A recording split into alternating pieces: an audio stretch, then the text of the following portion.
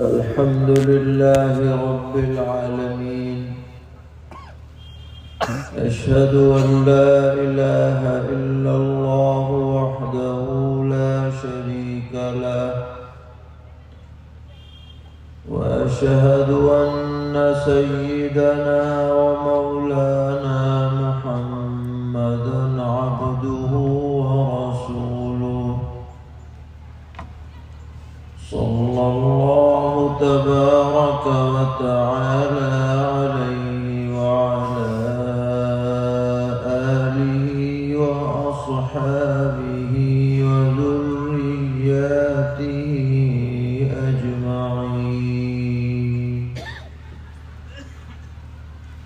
أما بعد فأعوذ بالله من الشيطان الرجيم. بسم الله الرحمن الرحيم.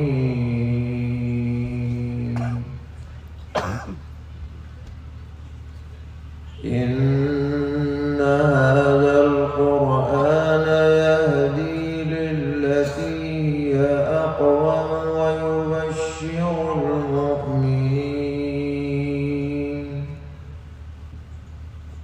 ويبشر المؤمنين الذين يعملون الصالحات أن لهم أجرا كبيرا.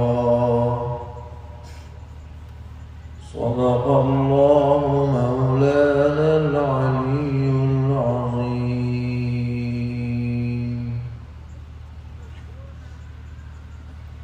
معزز علماء کرام، قریب اور دور سے تشریف لانے والے فرزندان توحید، بہت خوشی کا موقع ہے کہ آپ کے اس علاقے میں قرآن کریم پڑھنے پڑھانے اور اس کا شوق دلانے کے لیے بچوں کے درمیان مقابلہ اور مسابقہ کا پروگرام منعقد ہوتا ہے، اور جو بچے پوزیشن لاتے ہیں ان کی حوصلہ افزائی کی جاتی ہے تاکہ دوسروں کو بھی قرآن پاک سے وابستہ ہونے کا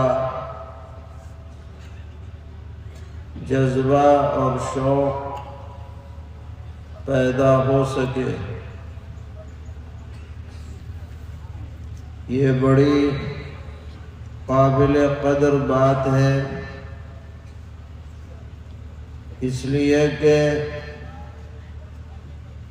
اس امت کا سب سے بڑا سرمایہ قرآن کریم ہے۔ اگر امت کے افراد قرآن پاک سے جڑے رہیں گے اور وابستہ رہیں گے اور اس کی تعلیم اور تعلم کا سلسلہ جاری رہے گا تو انشاءاللہ دین زندہ رہے گا اور نسلوں میں ایمان باقی رہے گا، اور کسی بھی کام کو بہتر طریقے پر انجام دینے کے لیے اس کام کا شوق دل میں ہونا ضروری ہوتا ہے۔ تو بچوں میں بھی شوق ہونا چاہیے، والدین میں بھی شوق ہونا چاہیے، عام مسلمانوں میں بھی شوق ہونا چاہیے کہ ہم قرآن پاک سے وابستہ رہیں۔ سرور عالم صلی اللہ تعالی علیہ وسلم نے آخری حج کے موقع پر صحابہ کرام رضی اللہ تعالی عنہم سے یہ فرمایا تھا کہ میں اگلے سال یہاں موجود نہ رہوں گا، لیکن میں تمہارے درمیان دو ایسی چیزیں چھوڑ کر کے جا رہا ہوں کہ اگر تم ان سے وابستہ رہے تو تمہیں دنیا کی کوئی طاقت گمراہ نہیں کر پائے گی۔ ایک اللہ کی کتاب قرآن کریم اور ایک اللہ کے رسول کی سنت اور آپ کا طریقہ۔ جو ہدایت آپ نے فرمائی تھی وہ صرف صحابہ کرام رضی اللہ عنہم ہی کے لیے نہ تھی، بلکہ قیامت تک آنے والے تمام انسانوں کے لیے تھی۔ اگر کوئی کامیابی چاہتا ہے، نجات چاہتا ہے، ترقی چاہتا ہے اور دنیا اور آخرت میں عزت اور رفعت چاہتا ہے، تو اس کا راستہ صرف اور صرف ایک ہے، اور وہ یہ ہے کہ آدمی اللہ کی کتاب سے وابستہ ہو اور اللہ کے رسول کے طریقوں سے وابستہ ہو، سنتوں سے وابستہ ہو۔ اور ہمارا دین جو دین محمدی ہے، دین اسلام ہے، یہ کسی انسان کا بنایا ہوا دین نہیں ہے، نہ کسی فرد نے بنایا ہے اور نہ کسی جماعت نے بنایا ہے کہ چند لوگ بیٹھ گئے ہوں اور باتیں طے کر لی گئی ہوں، بلکہ یہ دین وحی خداوندی کے ذریعے ہم تک پہنچا ہے۔ ہمارے خالق و مالک نے ہمارے لیے جو چیز حلال کی ہے وہ حلال ہے، اور جو چیز اس نے حرام کی ہے وہ حرام ہے۔ نہ حلال کو حرام کیا جا سکتا ہے، نہ حرام کو حلال کیا جا سکتا ہے۔ یہی فرق ہے اسلام میں اور دیگر مذہبوں میں کہ وہاں پر چند مذہبی لوگ بیٹھ کر اپنے معاملات کو طے کر لیتے ہیں، حالات اور زمانے کے اعتبار سے تبدیلیاں کر لیتے ہیں، کل ایسا تھا آج ایسا ہو جاتا ہے، اور ان کی قوم ان کو اختیار دیتی ہے کہ ہمارا مذہبی پیشوا جو کہہ دے بس وہ مان لیا جائے، بھلے سے کتابوں میں کچھ بھی لکھا ہو، لیکن دین اسلام میں یہ بات چلنے والی نہیں ہے۔ بڑے سے بڑا عالم کیوں نہ ہو، اور بڑے سے بڑا مفتی کیوں نہ ہو، اور بڑے سے بڑا اپنے کو شیخ کیوں نہ کہلوائے، اور بڑے سے بڑا مرشد کیوں نہ ہو، اگر وہ کتاب اللہ کے خلاف کوئی بات کہے گا اور سنت رسول اللہ کے خلاف کوئی بات کہے گا تو قوم اور امت اسے ہرگز قبول نہیں کرے گی، کیونکہ یہ مذہب اور یہ دین کسی مخلوق کے ذریعے سے چلنے والا نہیں ہے، یہ خالق و مالک کی ہدایات پر مبنی ہے۔ اور اللہ تعالی نے ہمارے اوپر فضل فرمایا اور کرم فرمایا کہ جو ہدایت اللہ تعالیٰ نے ہمیں عطا کی، قیامت تک اس کی حفاظت کا بھی اللہ نے خود وعدہ فرمایا ہے۔ اللہ تعالیٰ فرماتے ہیں اِنَّا نَحْنُ نَزَّلْنَا الذِّكْرَ وَإِنَّا لَهُ لَحَافِظُونَ، ہم نے ہی یہ نصیحت کی کتاب قرآن تھوڑی تھوڑی کر کے اتاری ہے، اور ہم ہی اس کے محافظ اور نگہبان ہیں۔ اس کی عبادت ہمارے یا آپ کے یا کسی بھی شخص کے سہارے نہیں ہے کہ بھئی فلاں اس کا محافظ ہے، بلکہ اس کا محافظ خود اللہ تبارک و تعالی ہے، اور اس نے ایسا انتظام فرمایا ہے کہ اس کی نظیر دنیا میں نہیں ملتی، کہ یہ 30 پارے کا قرآن پاک چھوٹے چھوٹے بچوں کے سینے میں پورا کا پورا محفوظ ہو جاتا ہے، اور ایسا پختہ یاد ہو جاتا ہے کہ زبر زیر کی بھی غلطی نہیں آتی ہے۔ لاک ڈاؤن کے زمانے میں 7 سال کے بچے نے چند مہینوں کے اندر پورا قرآن پاک یاد کر لیا۔ ضلع بجنور میں اس کے ختم پر ہم گئے تھے، چھوٹا سا بچہ 7 سال کا ہوتے ہی کتنا ہے، اور بالکل پختہ یاد اس کے۔ یہ کرامت ہے، اور چیلنج ہے ساری دنیا کو۔ ان کی مذہبی کتابوں کے پڑھنے والے خاص لوگ ہوتے ہیں، وہ بھی دیکھ دیکھ کے پڑھتے ہیں، وہ بھی پورے نہیں پڑھ پاتے، اور یہاں قرآن پاک کے حفاظ دنیا میں کروڑوں کی تعداد میں ہیں، بڑے بھی ہیں اور چھوٹے بھی ہیں اور بوڑھے بھی ہیں۔ ہمارے ہاں ایک حافظ صاحب نے 65 سال سے مسلسل تراویح میں قرآن پاک سنا رہے ہیں، 90 سال کی عمر ہے، ابھی بھی محراب سناتے ہیں۔ چیلنج ہے دنیا کو، مثال لے کر کے آؤ۔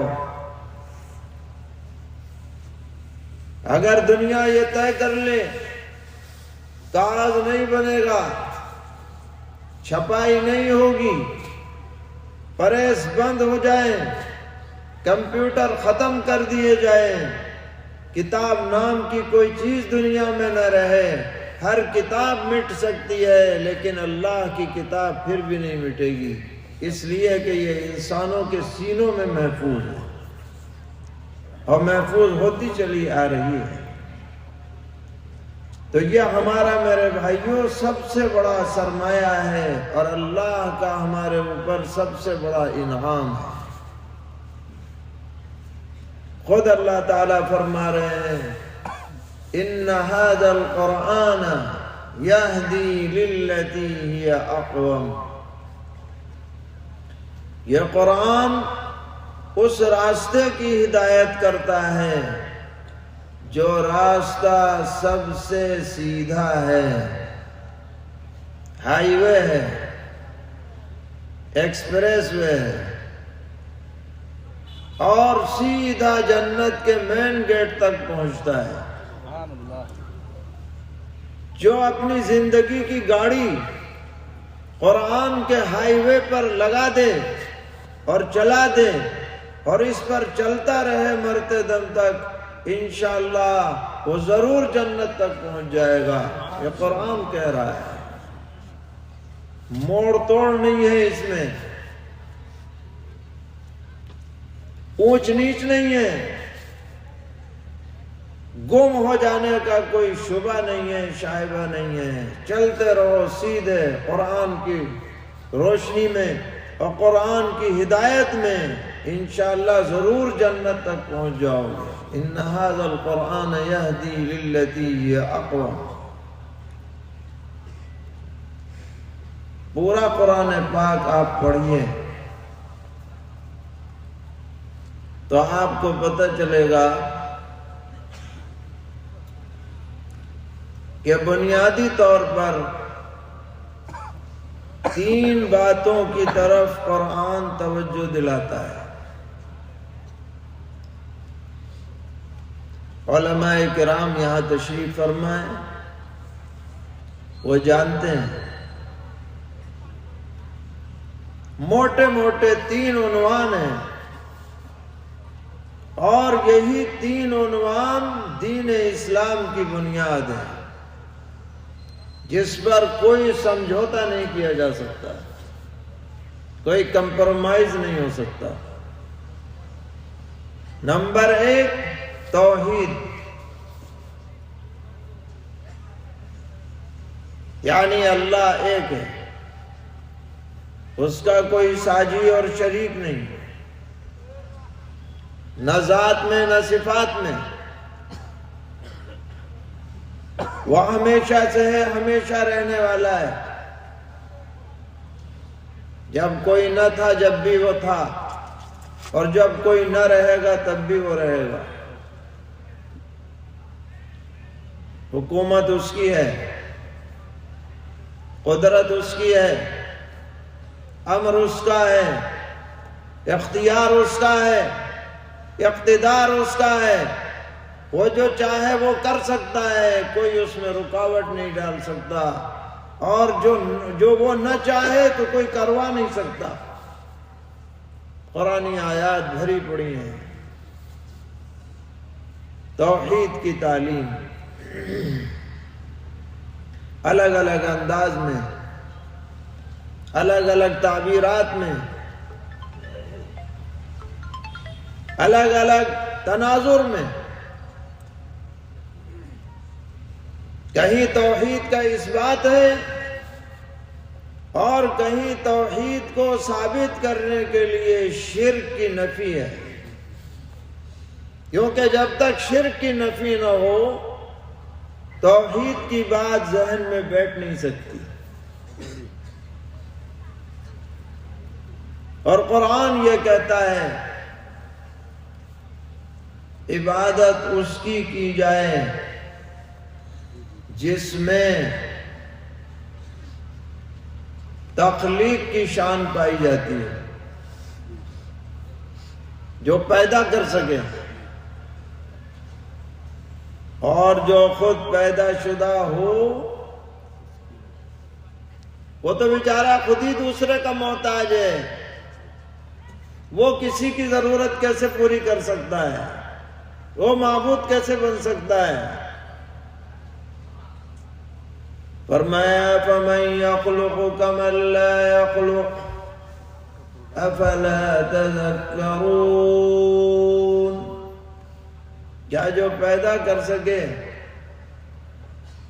وہ ایسے ہو سکتا ہے جو نہ پیدا کر سکے؟ دونوں برابر ہو سکتے ہیں؟ کیا اتنی سمجھ نہیں ہے؟ عقل ماری گئی، مت ماری گئی کہ مخلوق کے سامنے سر جھکا رہے ہو، ہاتھ جوڑ رہے ہو، عبادت کر رہے ہو خالق کو چھوڑ کر۔ اور خالق کی شان یہ ہے، فرماتے ہیں یا ایھا الناس ضرب مثل فاستمعوا لہ۔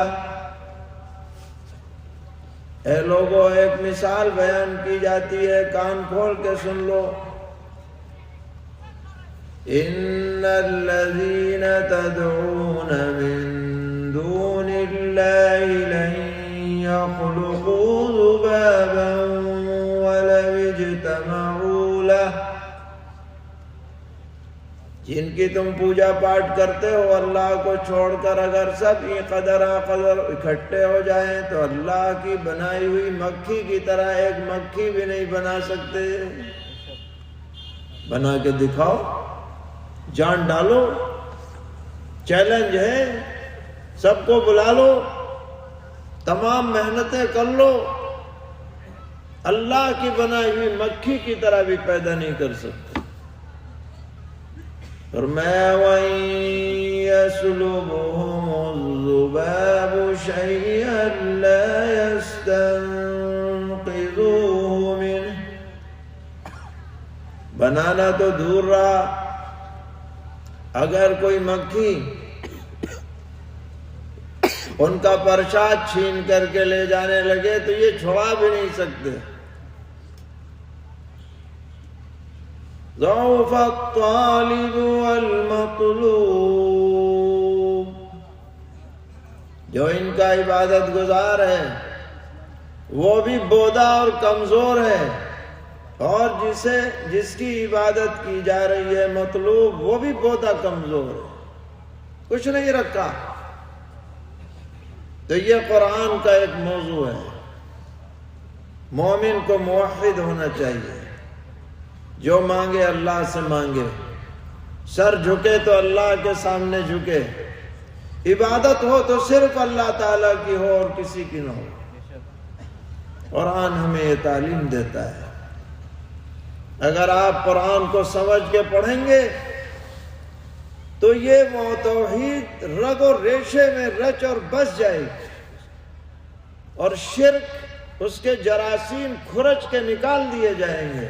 یہ قرآن کی تاثیر ہے، پڑھ کے دیکھیے، سمجھ کے دیکھیے۔ اور قرآن کا دوسرا موضوع ہے رسالت، یعنی اللہ نے اپنے بندوں کی ہدایت کے لیے خاص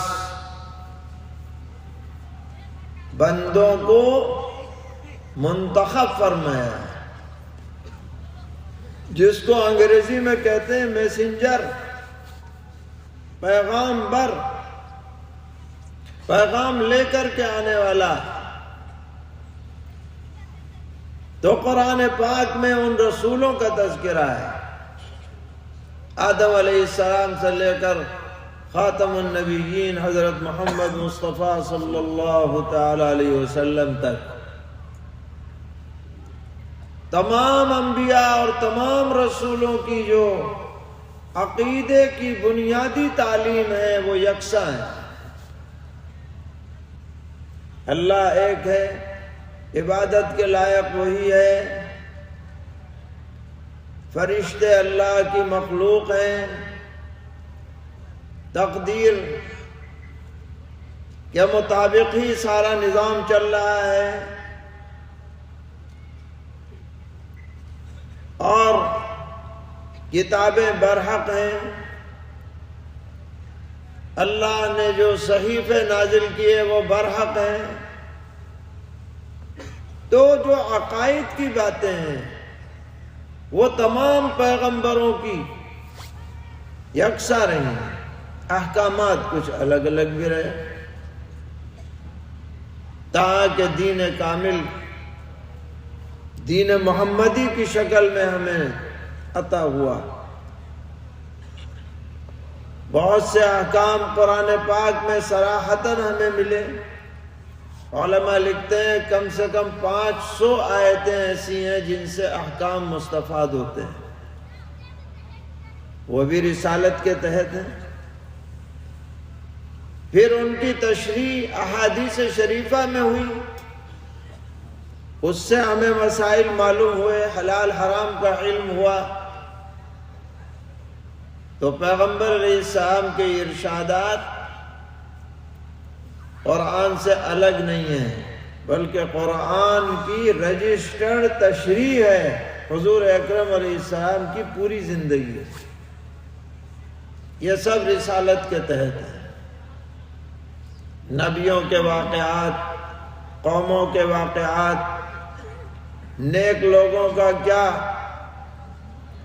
کس طرح سے ان کو اللہ کی نصرت ملی اور بدی کرنے والوں کا کیا برا انجام ہوا، قرآن کی آیتوں میں ان کو بتلایا گیا۔ اور قرآن کا تیسرا موضوع ہے آخرت،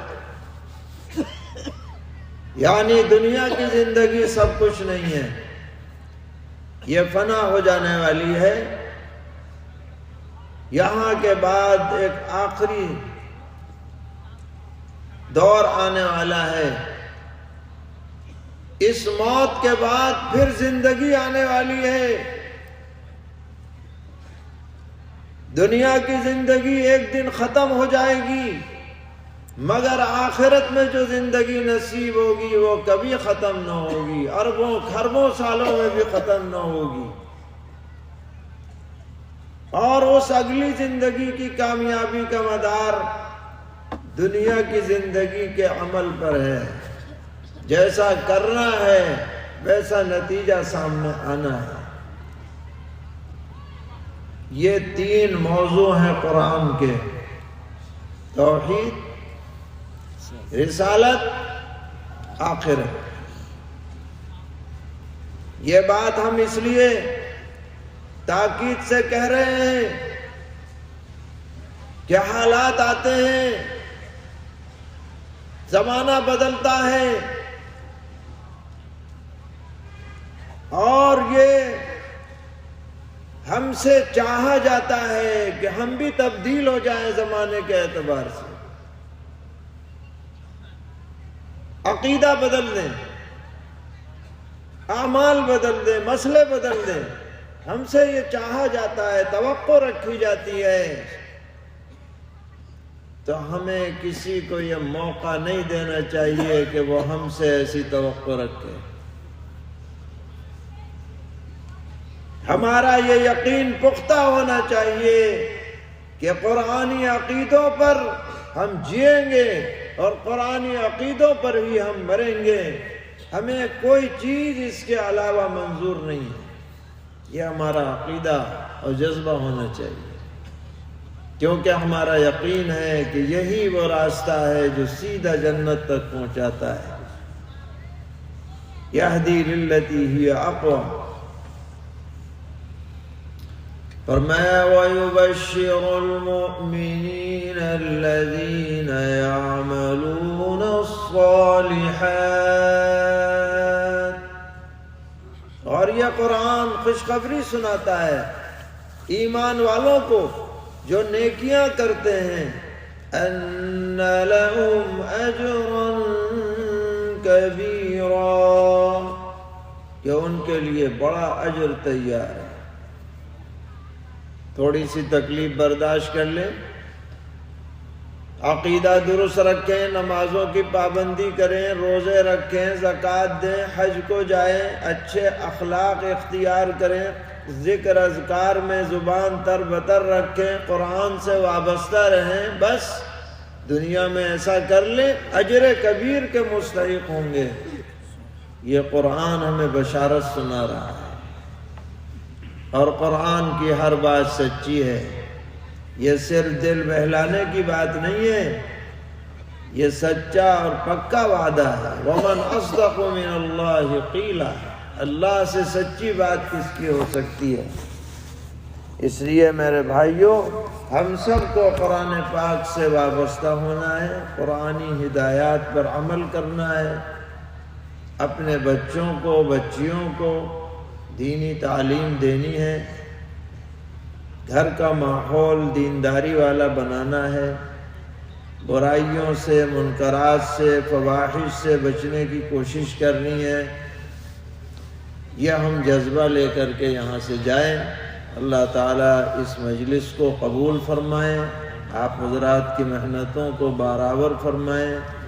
جن حضرات نے بھی اس پروگرام میں جس طرح بھی تعاون کیا ہے، اللہ تعالیٰ ان کو دارین میں اس کا اجر عطا فرمائیں، اس پورے علاقے پر رحمتوں کا نزول فرمائیں، ہر خیر سے مالا مال فرمائیں، ہر شر سے حفاظت فرمائیں۔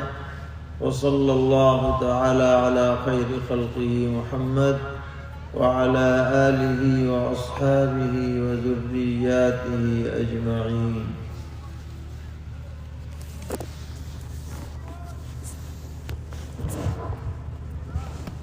ماشاءاللہ حضرت